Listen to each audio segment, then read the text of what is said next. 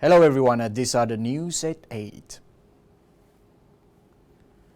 Protesters crowded into one of the world's busiest airports, greeting international visitors to Hong Kong with anti-government chants in an effort to raise awareness of their pro-democracy movement.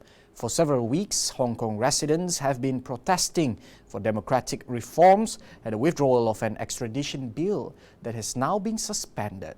Their demands include direct elections, the dissolution of the current legislature, and an investigation into alleged police brutality. One of the protest organizers said its main goal is to let more people around the world know what is actually happening in Hong Kong in recent months.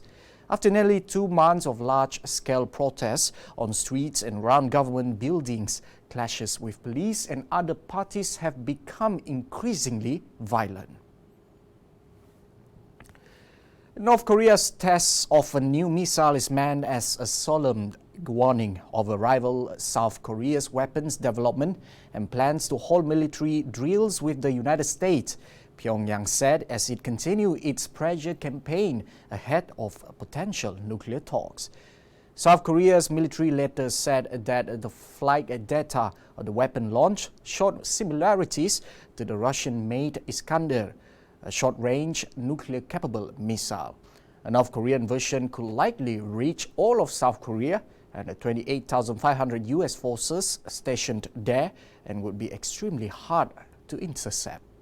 Although the North had harsh words for South Korea, the statement stayed away from the kind of belligerent attacks on the United States that have marked past announcements, a possible signal that it's interested in keeping diplomacy alive.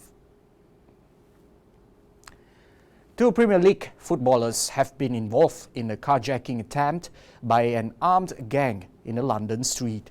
Arsenal players Mesut Ozil and Sead Kolasinac were targeted, the club confirmed, but both escaped uninjured. In a video that has circulated on social media, fullback Kolasinac is seen fighting off 2 men who are wielding knives. The player can be seen jumping out of a vehicle to confront the masked man who had pulled alongside the car on mopeds. A spokesman for the Metropolitan Police said it was reported that suspects on motorbikes had attempted to rob a man who was driving a car. The driver, along with his passenger, managed to get away unharmed and traveled to a restaurant in Golders Green, where they were spoken to by officers. Well, that's all for me. I'm Mano Ruben. Anytime, anywhere.